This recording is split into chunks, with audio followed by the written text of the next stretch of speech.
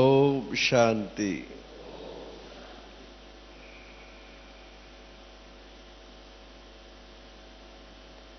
आज का विषय है बेहद की वैराग्य वृत्ति।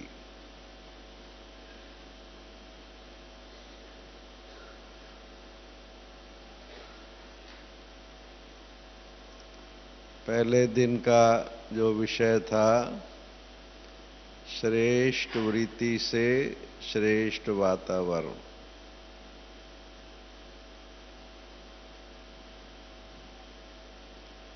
और इसका है कि बेहद की वैराग्य वृत्ति।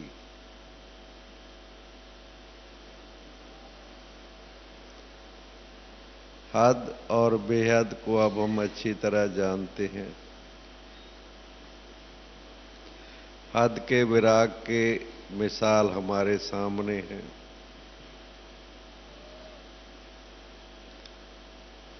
जिसे बाबा प्यारा बाबा भी मुरली में रेफरेंस उनका देता है कि ये जो महात्मा हैं, संत लोग हैं, बच्चे, इनका जो वैराग है, सन्यास है, और इनको बाबा कहता हद का है। महिमा भी बाबा करता उनकी। कई दफा आपने सुना होगा मुरली में कि बच्चे, अगर ये संत महात्मा, ये लोग सन्यासी, ये अगर इनका भी ड्रामा में पार्ट है, अगर ये ना होते तो ये संसार विकारों से कितना और अग्नि भड़क जाती।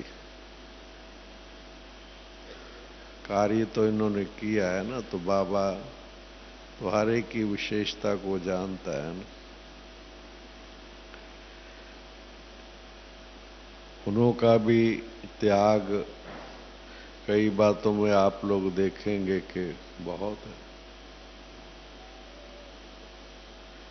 परिवार का, लौकिक परिवार का त्याग, ये जो वस्त्र पहनते हैं इनका त्याग। और जब भी आप लोग कभी किसी सन्यासी महात्मा का कोई नाम भी सुनते हैं तो आपको शक्ल कैसे सामने नजर आती है कि उन्होंने अपनी ड्रेस, वेशभूषा, सब, सिर के बाल भी नहीं। आप देखिए, देह और देह की संबंध, जो देह का संबंध, देह तो नहीं कहेंगे पर दैहिक संबंध आप देखिए, उससे एकदम छोड़ के चले जाना। महात्मा बुद्ध की बात आप लोगों ने सुनी होगी। कितनी यंग एज और राज परिवार, होमनार राजा बनने वाला, और फिर मैरिज भी हुई, बच्चा भी हुआ। आप विचार करो, अंदर सोचो जरा, और छोड़ दिया।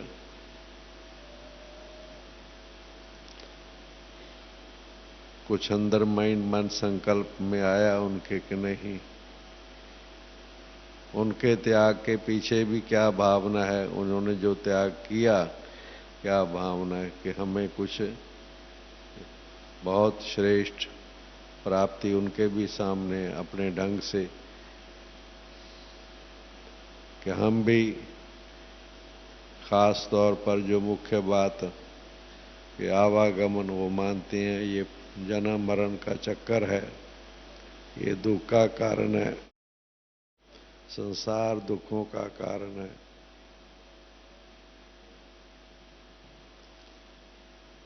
तो उनको भी अंदर में, अंदर क्या थॉट, अंदर ये जो संकल्प आया, लक्ष्य बना, नहीं, ये नहीं।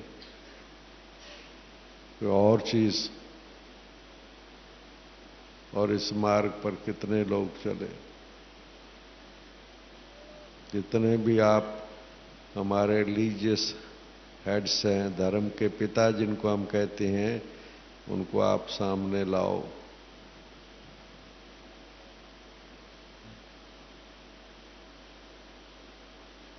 अंदर कोई लक्ष्य आया, सामने विचार आया और त्याग कर दिया बस। गुरु नानक देव के लिए भी कहते हैं, बिजनेस में बैठा था, तोल रहा था, वजन कर रहा था, 12, 13, 13 आया तो कहता है 13 महीना 13। और ये थॉट्स ने उसका जीवन बदल दिया। नो,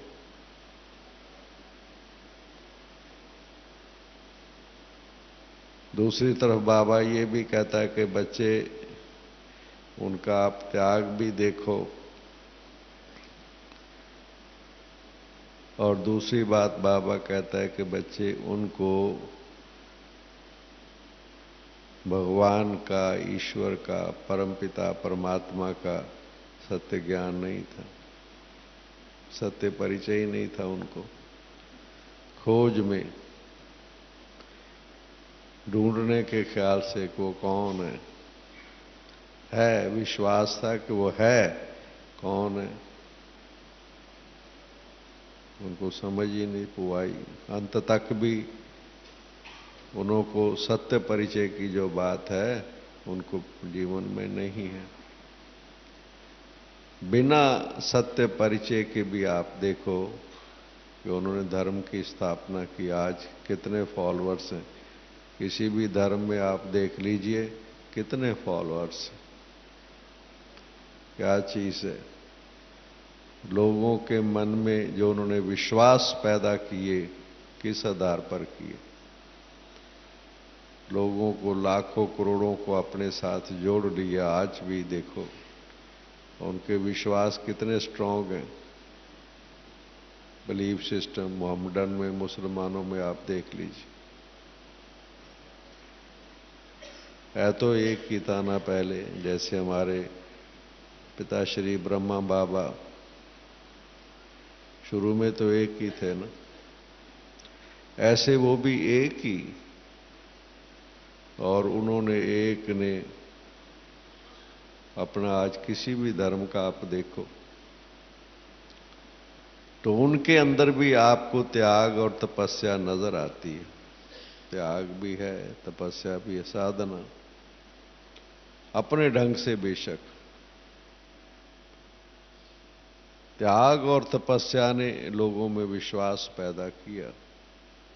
लोगों को जो उन्होंने थॉट्स दिए, शेयर किए, लोगों को उसका बेनिफिट हुआ उस समय पर। तो उन्हों के अंदर भी वो चीज किसी परसेंटेज में नजर आती है, त्याग की। वैराग का भाव क्या है? राग द्वेष को हम जानते हैं, वैराग का क्या भाव है? अंग्रेजी में वैराग को बहुत अच्छा शब्द है। अंग्रेजी में जो इसका ट्रांसलेशन करते हैं ना, तो वैराग को कहते हैं डिसइंटरेस्ट। बहुत अच्छा शब्द, मुझे बहुत अच्छा शब्द लगा, डिसइंटरेस्ट। रुचि नहीं है बस। जैसे कहते हैं ना, मन बदल गया। भाई नहीं भाई, अब नहीं, मेरा मन बदल गया। अंदर में तो प्यारा बाबा कहता है, बच्चे ये जो आपका रास्ता है, जो बाबा ने हमें रास्ता दिखाया, जिस रास्ते पर हम आगे बढ़ रहे हैं, उसमें जैसे कि उसको बेहद क्यों कहते हैं, बेहद का वैराग, बेहद के वैराग वृत्ति, जो आज का विषय है। बेहद क्या भाव है बाबा का? बेहद। हद का क्या भाव है और बेहद का क्या भाव है? हद में ना ये चीजें जो है, वस्त्र का त्याग कर लिया, साधनों का त्याग कर लिया। ये चीजें जो हैं खान पीन का, मैं वहाँ पर गया था, गया में, बोध गया में गया था कुछ साल पहले। वहाँ देखा कितनी तपस्या, वो जो पेड़ है जिसके नीचे बैठ करके खाना पीना क्या खाया होगा, कैसे खान पीन का भी अपने ढंग से वो भी त्याग, साधनों का त्याग। तो बाबा कहता है बच्चे त्याग है उनका भी, पर हद का है। बेहद का भाव क्या है? बेहद। हमारी जो अंदर में जो बाबा हम बच्चों को समझ दी है, और जो हमारी स्थिति बाबा बना रहा है और बन रही है काफी, तो वो क्या चीज है कि बेहद का क्या भाव है? ये हद है। 5 तत्व ये हद है। आकाश तत्व के नीचे हद है, जो कुछ भी है।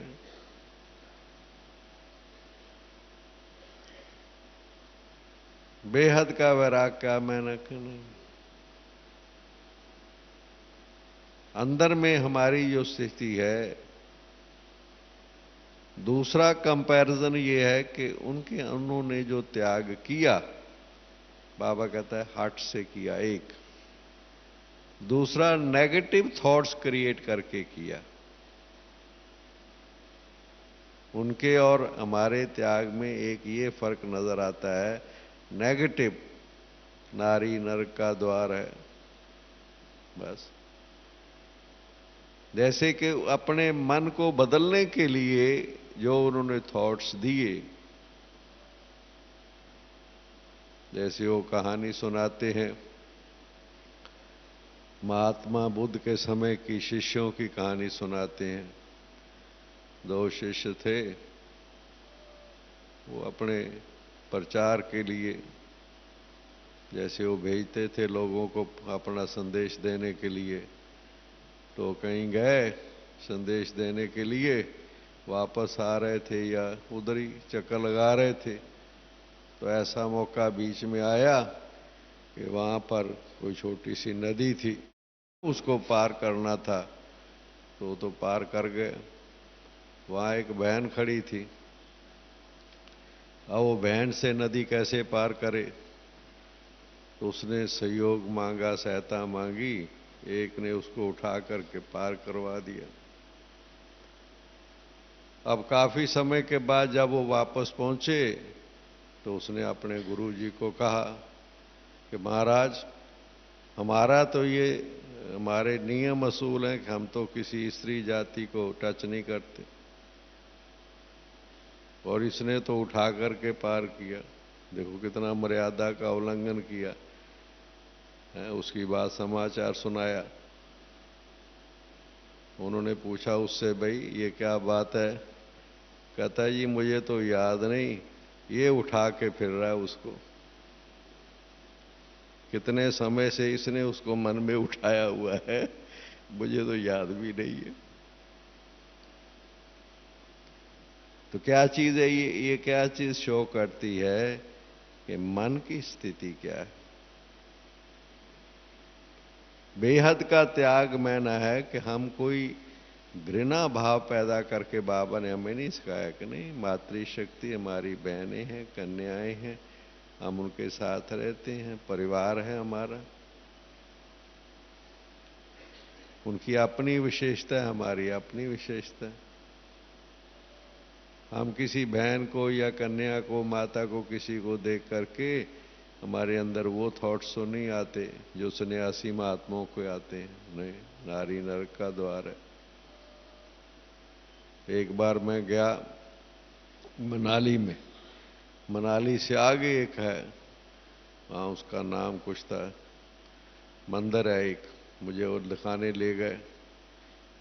मंदिर मैंने देखा तो मेरा ध्यान गया।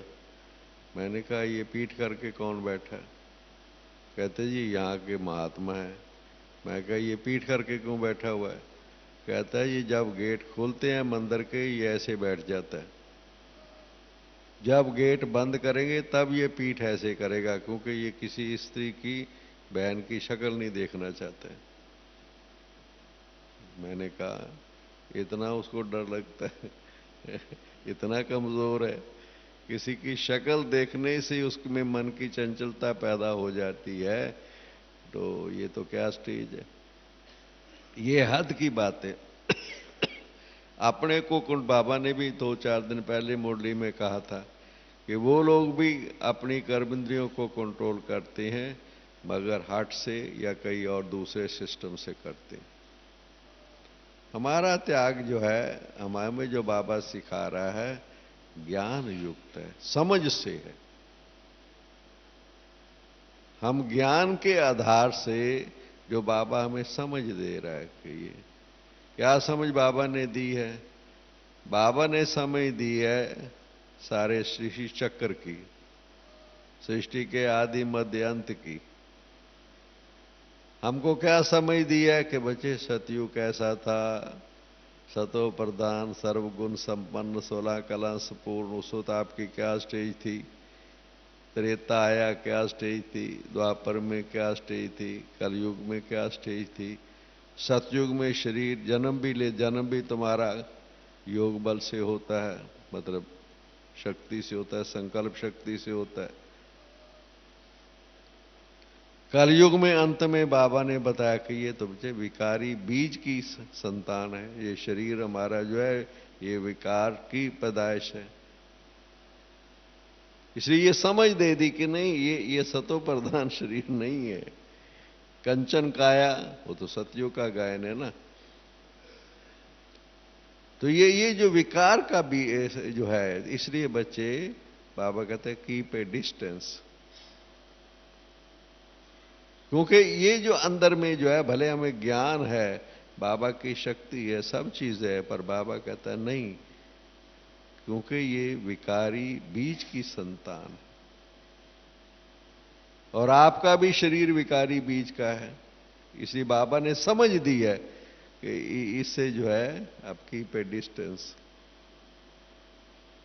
वैराग उस ढंग का नहीं है, समझ का अंदर में है कि नहीं, अंदर में। और बाबा ने दूसरी समझ की क्या दी है कि बच्चे अब वापस जाना है।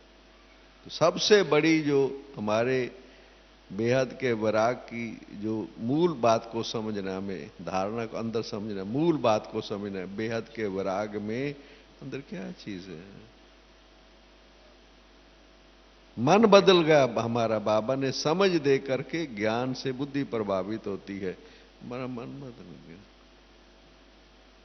क्यों मन बदल गया? कि अब वापस रिटर्न जर्नी है। अच्छा, रिटर्न जर्नी है। और बच्चे दूसरी क्या बात बताई कि तमो प्रधान से सतो प्रधान, आत्मा तमो प्रधान हो गई। कलयुग के अंत में तमो प्रधान, मन और बुद्धि। आत्मा तमो प्रधान का क्या माना? मन और बुद्धि, संकल्प शक्ति और निर्णय शक्ति। मेरी बुद्धि जिसे कहते हैं ना, बेहद का बैराग का माना ये इस बुद्धि का भी सरेंडर। पांडवपुर में जाओ, वहां भंडारे में एक स्लोगन लगा हुआ है कि सबसे बड़ा त्याग बुद्धि का त्याग है। ये जो आजकल की बुद्धि हमारी है, मैं ऐसे समझता हूं, मेरा ऐसा विचार है। उस विचार की, उस बुद्धि की क्वालिटी अभी कौन सी हो, कैसी होगी हमारी? अभी हमारी अंत के समय में वो क्वालिटी बाबा ज्ञान दे करके उसमें चेंजेस ला रहा है, हम चेंजेस ला रहे हैं। और अभी भी आप देखो, ईगो का मोटा रूप नजर आता है। सूक्ष्म ईगो की अगर गहराई में जाओ, इस टॉपिक पर जाओ, सूक्ष्म ईगो क्या है? मुझे कहते सूक्ष्म ईगो, मैं क्या समझते हैं? किसका? बाबा ने एक मुरली में कहा, न रंग है, न रूप है, न पैसा है, न कोई चीज है, कुछ भी नहीं है, तो भी अंदर अहंकार है। कुछ कुछ जो जो जो ईगो पैदा करे वो क्वालिटी कोई भी नहीं है। किसी को सुंदरता का, किसी को पैसे का, किसी को बुद्धि का, किसी को संबंध का, किसी को पोजीशन का, भाई वो अभिमान होता है। वो ना भी हो, कुछ भी ना हो, धोबी है। अब देखो मुझे क्या समझते हैं। मैं इतने वर्षों से हूं, इतना सूक्ष्म चीजें हैं, ये इसका त्याग।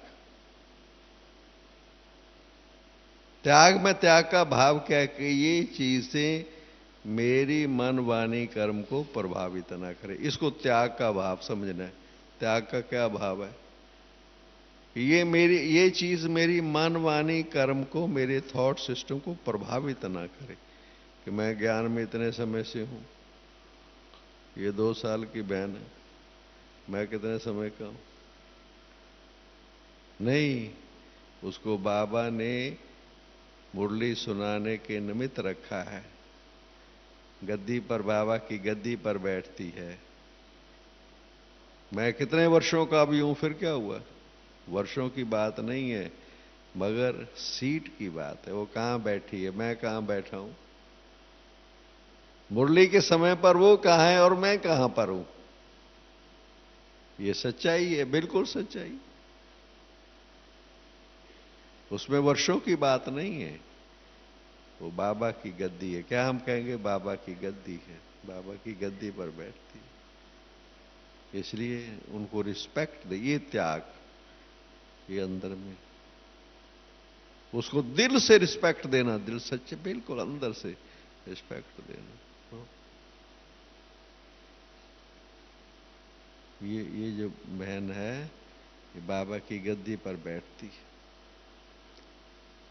और जो अपने सेवा केंद्र पर रहते हैं सहयोगी भाई बहनें हैं, अगर आज उसको रिस्पेक्ट ना देवें, कारोबार कैसे चलेगा? कैसे कारोबार चलेगा आगे?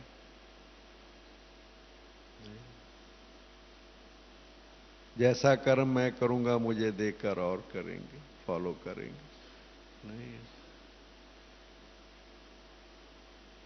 उसको उसके अंदर भी वाइब्रेशन ये देना, उसके अंदर भी, कि जिससे वो और आत्मा आगे बढ़े और शक्तिशाली बने। बाबा ने क्या काम किया? डायमंड, हीरे जवाहरात का व्यापारी बाबा। क्या बाबा की स्टेज थी, क्या समाज में बाबा का स्थान था। जब शिव बाबा ने प्रवेश किया, फिर बाबा के कितना निर्माण बन गया। बाबा माताओं बहनों को कितना आगे किया बाबा ने। आप पीछे रहा, बैकबोन रहा। क्या बाबा की नॉलेज, बाबा की बुद्धि, बाबा का अनुभव, क्या चीजें थी। बाबा ने आगे किनको रखा? तो ये अंदर क्या, किस लिए उनको आगे आगे रखना, आगे बढ़ाना। मेरे में विशेषता है, मेरे में अंडरस्टैंडिंग ज्यादा है, मेरे में अनुभव ज्यादा है, अच्छी बात है। मगर हमें इस समय करना क्या, क्या करना है इस समय? मुझे क्या करना है? किससे कार्य को आगे बढ़ेगा, किस तरीके से ये सेवाएं आगे बढ़ेगी, क्या सिस्टम सारा रहेगा, जब तक मैं अंदर से सच्चाई से, जो निमित्त बहन है उसको मैं सहयोग नहीं देता, अंदर से सच्चाई से बिल्कुल ना। मेरा ध्यान विशेषताओं की तरफ जाए, उनकी विशेषताओं की तरफ जाए, हिम्मत की तरफ जाए। उसने हिम्मत रखी है, उसने भी अपना क्या क्या त्याग नहीं किया है, उसकी भी लंबी लिस्ट है। ध्यान उसकी तरफ जाए।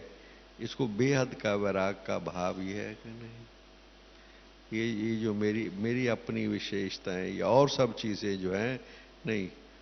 आज मैंने देखा, मुझे वो सीन याद है 1987 का, जब पहली बार माउंट आबू में पांडव भवन में महामंडलेश्वरों को, संतों को बुलाया गया था। पहली बार हमारी स्टेज पर हरिद्वार का सिर्फ, और बाकी बाद में ऑल इंडिया से, साउथ से और लोगों को भी बुलाया जाने लगा।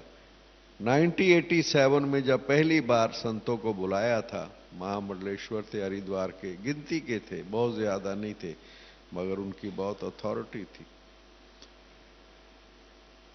जब वो आ गए तो दादी प्रकाश हमने रात को कोई अबाउट 9:30 पौने 10 बजे मुझे बुला के कहती है कि सब लोग आराम से ठहर गए। मैंने कहा जी ठहर गए आराम से, सबको सुखधाम में एक एक कमरा दे दिया था, प्रबंध बड़ा अच्छा मिला हुआ था।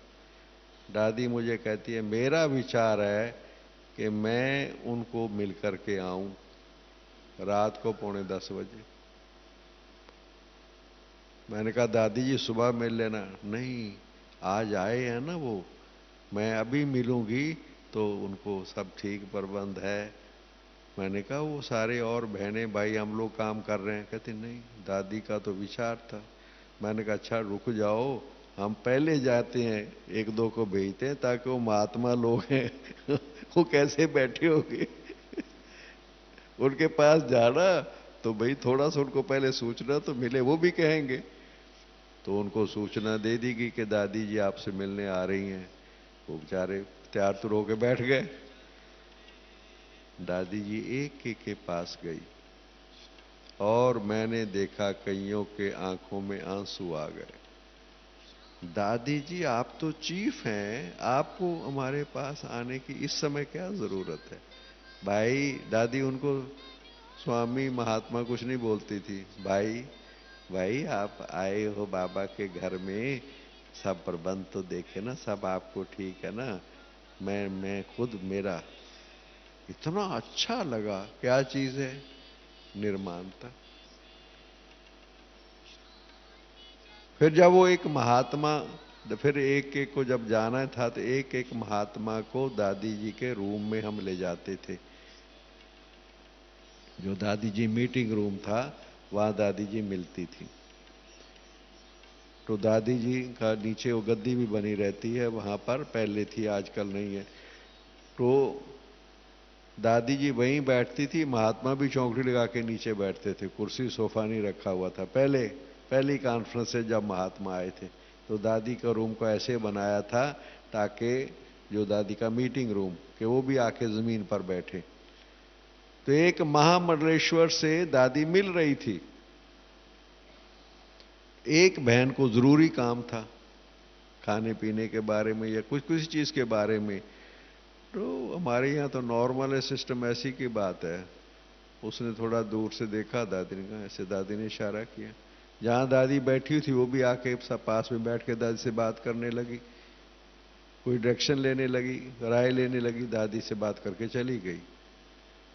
बाद में वो महात्मा मुझे कहता है महामंडलेश्वर कमाल की आपकी दादी है। कहता है हमारे आसन पर को तो बैठ ही नहीं सकता और वो दादी के साथ बैठ गई आकर के। कहता है उसका कोई विशेष आसन ही नहीं है दादी का, और वो चीफ ऑफ द ऑर्गेनाइजेशन। कई बार हमने देखा कि लोग कहते थे कि हमें ये पता लगाना मुश्किल होता है कि जब सभी दादियां आपकी खड़ी होती है कि इसमें चीफ कौन सी है, उसकी कोई खास ड्रेस नहीं है। क्या चीज है ये है अंदर में। और मैंने देखा कई बार दादी को कि दादी सभा में कहा करती थी, हमारे ब्राह्मणों की सभा में, कि दादी को भी ये ध्यान रखना पड़ता है कि सारे लोग दादी दादी कहते रहते हैं, मैं कहीं अपने आप को दादी ना समझने लग जाऊं। बताइए आप, व्हाट इज दिस? क्या चीज है ये? कि दादी का भान भी कि हेड ऑफ द इंस्टीट्यूशन मैं हूं, उसका भी सूक्ष्म जरा भी मेरे मन वाणी कर्म को प्रभावित ना करे। इसलिए आपने देखा होगा दादी के चित्र के आगे क्या लिखा होता है? नमित निर्माण निर्मल वाणी। ये है इसको बेहद का वैराग।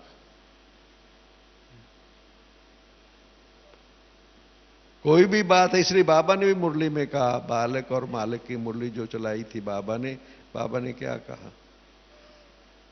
ठीक है, आपसे पूछा जाता है विचार आपसे, मालिक होकर के विचार दियो जब पूछ रहे हैं आपसे। मगर जब कोई चीज फाइनल होगी सबकी राय सलाह से, फिर इंप्लीमेंटेशन में बालक बन जाओ।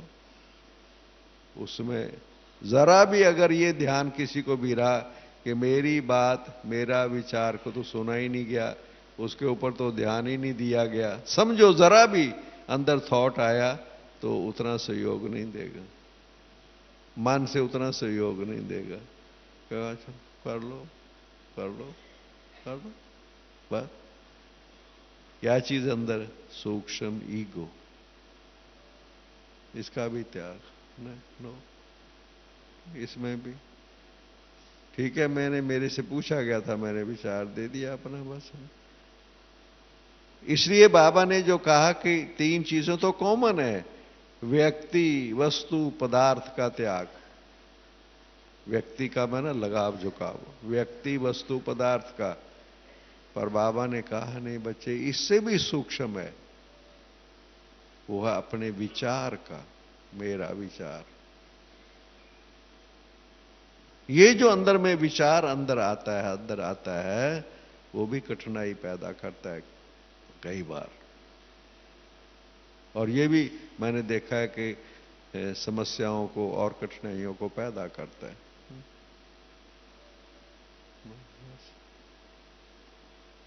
इसलिए बेहद का बहना, बेहद का भाव ये है कि नहीं, ये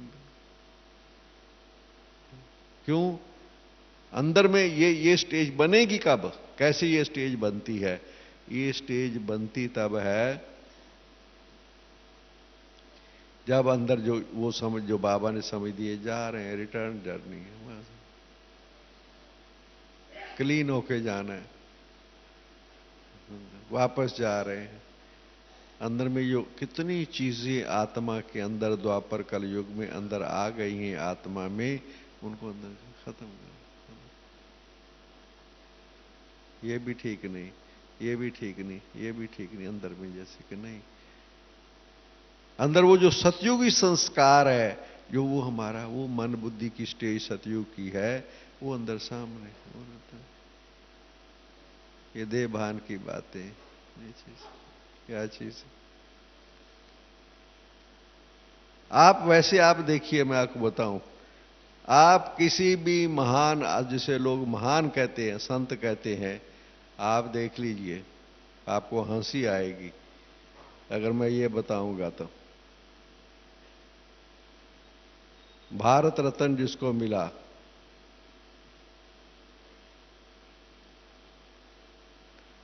जो हमारे वो कलकत्ता की मदर टेरेसा, मदर टेरेसा का नाम जानते हैं सारे। कोई पूछेगा कि मदर टेरेसा कौन सी क्रीम इस्तेमाल करती थी, अपने फेस पर कौन सी क्रीम लगाती थी? गुरु नानक देव जी के लिए कोई पूछेगा, गुरु नानक देव जी पाउडर कौन सा लगाया करते थे?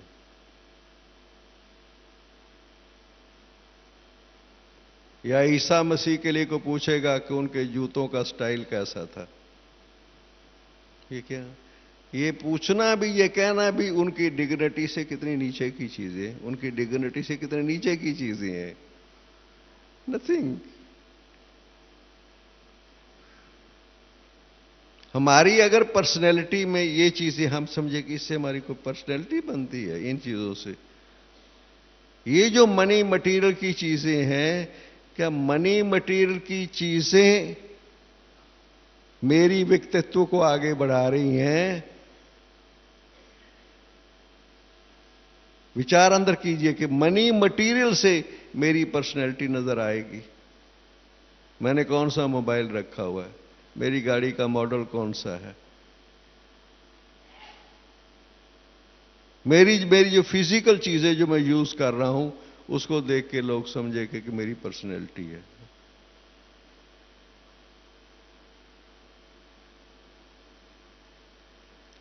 रादर आप देखिए, सम्मान किसे कहते हैं? सम्मान किसे कहते हैं?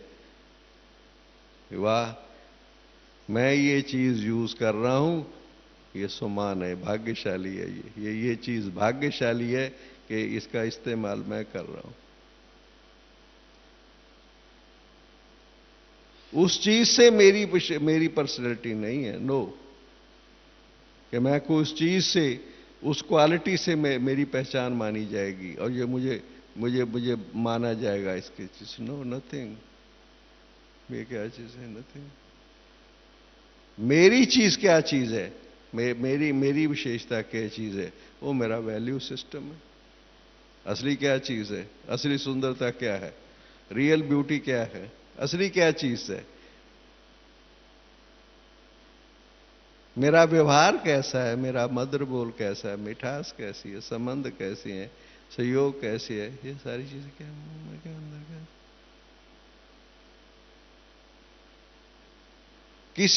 किसी कोई भी चीज, जो चीज बाहरी है, बाहरी, मेरी एजुकेशन, मेरी ज्ञान की आयु, मेरी धन की शक्ति, मेरी बुद्धि की, ये सब चीजें बाहरी हैं, बाहरी है।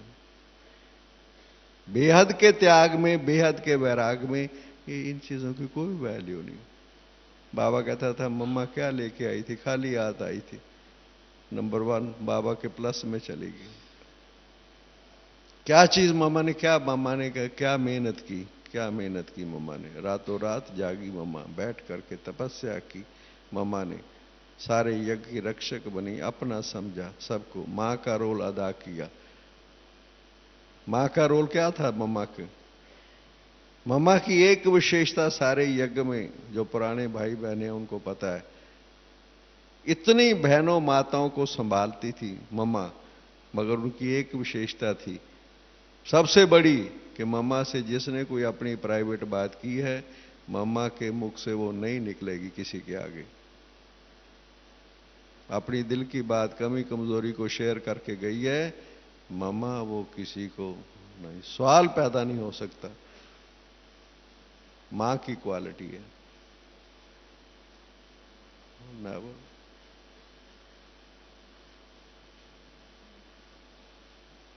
यज्ञ के दिनों की बात हमें दादियां सुनाती हैं कि बाबा ने मम्मा को बीच बीच में, मम्मा को काम देता था।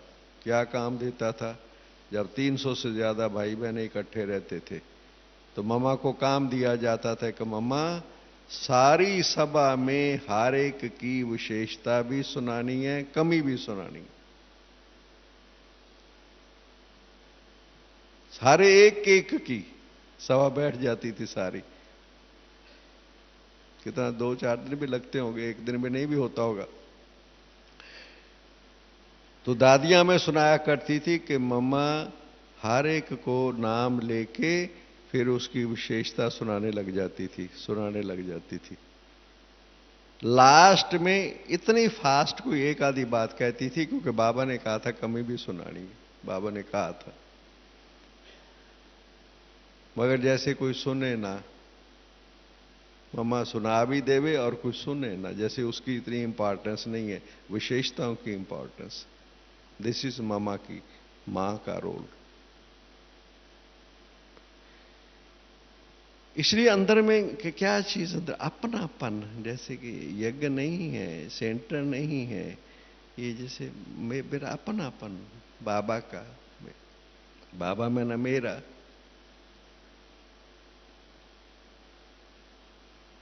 किसी भी चीज में अंदर जरा भी लगे कि इसमें संगठन में हम लोगों के ऊपर सबसे बड़ी जिम्मेवारी है कि जहां भी हम रहते हैं वहां संगठन जो है अंदर,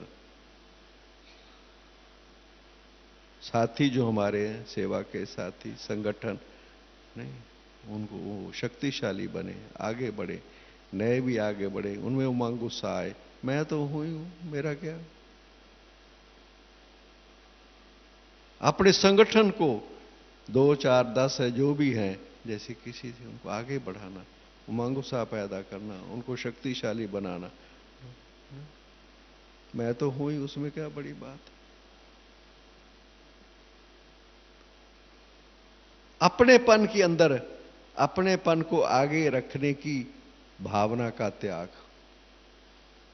अपने सूक्ष्म नाम मान शान जरा भी किसी भी,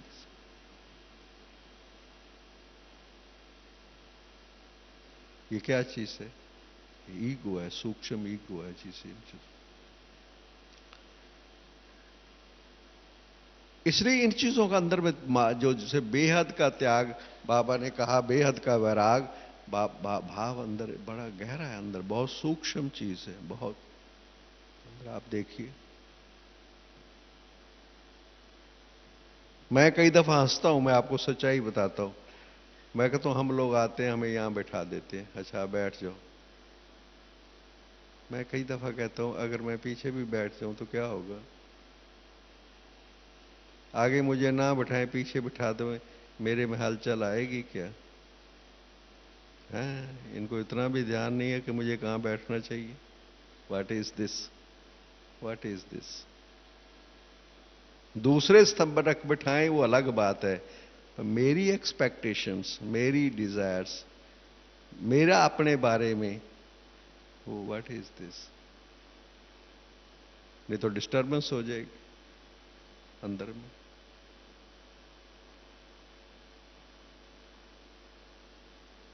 इसलिए एक बार प्योरिटी में ब्रिजमोहन भाई जी ने बड़ी अच्छी बात लिखी थी।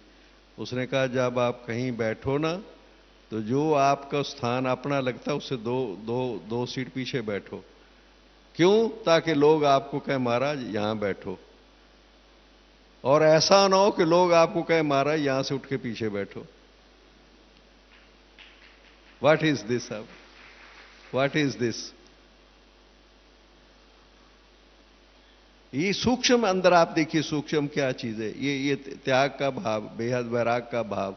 वैराग का भाव हमारा वो ये नहीं है कि हम अपना खाना पीना छोड़ देते हैं, सब कुछ हो तो दुनिया में कोई उसकी कोई इतनी वैल्यू नहीं है।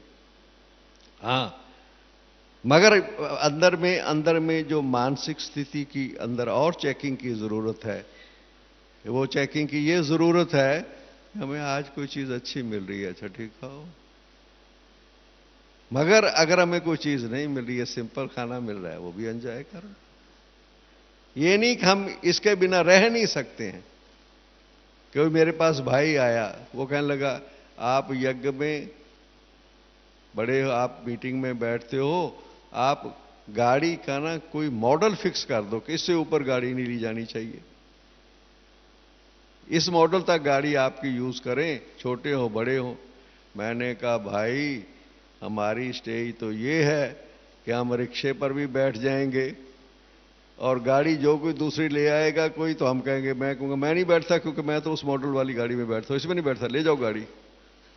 मैं कह नहीं, हमारा किसी से अटैचमेंट नहीं है, ये ही चीज चाहिए मुझे, वो नहीं है। मैं पैदल भी चल सकता हूं, मैं रिक्शे पर भी चल सकता हूं, गाड़ी आ गई गाड़ी में भी बैठ सकता हूं, ठीक। एक बार आपको हंसी की बात सुनाए, दीदी मनमोहनी जो हमारी एडिशनल चीफ थी, वो पंजाब के टूर पर आई, एक भाई को साथ ले आई दिल्ली से। तो दीदी जब जाएगी तो ब्राह्मण परिवार है, दीदी जाएगी तो दो चीज बताएंगे ना, खिलाएंगे। दीदी आई हमारे सेंटर पर, भाई दो तीन आइटम बनाएंगे, प्यार से भोजन खिलाएंगे। अब वो कुमार, वो भाई साथ था कुमार, तो वो जहां भी बैठता था नहीं, बहनों को कहता था मैं एक सब्जी खाऊंगा। नहीं, दीदी को समाचार मिला कि वो जो स्वाद तो आया हुआ है, वो तो एक आधी कोई चीज लेता है, पूरा ठीक खाना नहीं खा रहा है। दीदी ने उसको बुलाया, भाई क्या बात है? दीदी मैं कुमार हूं ना, मैं अलग वहां रहता हूं अपने कमरे में, मैं तो एक बनाता हूं, दो तीन टाइम खाता हूं, मेरी आदत बिगड़ जाएगी। दीदी ने पता क्या कहा? दीदी ने सिंधी में उसको क्या कहा? बुट्ठे जब मिल रहा है तब तो खा। जब नहीं मिलेगा तब वो भी उसमें खुश रहे। जब कोई चीज आपको मिल रही है, बड़े प्यार से लोग ला रहे हैं, तो आप खाओ। मगर उसका ये मायना नहीं कि जब नहीं मिले तो आपका मन उदास हो जाए। ये अंदर में बेहद का वैराग की भाव अंदर ये है, अटैचमेंट नहीं। हम सबके साथ मिलते हैं, बहनों के साथ, भाइयों के साथ, सबके साथ आप सब मिलते हैं, बातचीत करते हैं, बैठते हैं, मगर लगाव झुकाव क्या चीज है अंदर, अटैचमेंट क्या चीज है कि बाबा ने कहा फंसना, नाम रूप में फंसना, वो है। वो अंदर में अगर है तो हमें अंदर वीकनेस है, अंदर कमजोर करती है, आत्मा शक्ति इन कमजोर करती जाएगी, शक्तिशाली नहीं आत्मा बन सकती है फिर।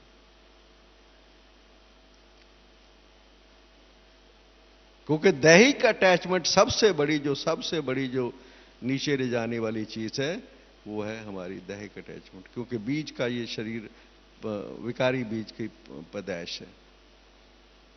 इसमें कभी भी कोई चीज भी कारण, शुरुआत तो हर चीज की कारण थोड़ा शुरुआत तो छोटी होती है, मगर धीरे धीरे केयरिंग और शेयरिंग जैसी चीज है जो आपको फंसा देती है। मैं आपको सच्चाई बताता हूं, फंसा देती है। पहले शेयरिंग होगी, फिर केयरिंग होगी।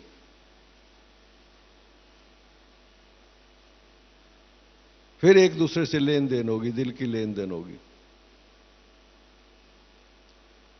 और फिर कहां पहुंच जाएंगे। इसलिए नहीं, सेंटरों पर भाई रहते हैं, छोटी छोटी बहनें भी रहती हैं, बड़ा सावधान होकर रहना पड़ता है, बहुत सावधान। लोक लाज है, बाहर की सब चीजें हमें देखनी पड़ती हैं, मर्यादा है, सिस्टम है, डिसिप्लिन है, सब चीजों का ध्यान रखना पड़ता है।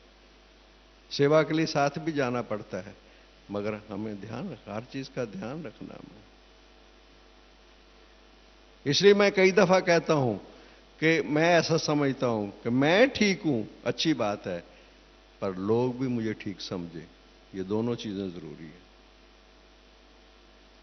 मैं समझू मैं तो ठीक हूं, कोई ऐसी बात नहीं है। हमें दूसरों की भावनाओं को भी अंदर से समझना पड़ेगा, अच्छी तरीके से समझना पड़ेगा।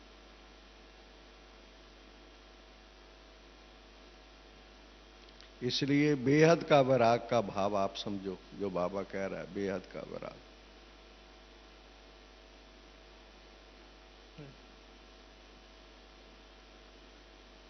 क्योंकि अंदर में विकारों के सूक्ष्म अंशों को अंदर समझना साधारण स्टेज नहीं है, जिसके ऊपर बाबा रोज मुरली में कहता है, रोज मुरली में पवित्रता, काम विकार, सब चीजें, क्योंकि सबसे गहरा संस्कार सूक्ष्म में ये है। बेहद का वैराग की भाव मैं ये समझता हूं, इससे हम ऊपर उठ जाए, ये मेरी भावना है। ठीक है, ओके। बेहद का वैराग समझो, अपने देह का भी।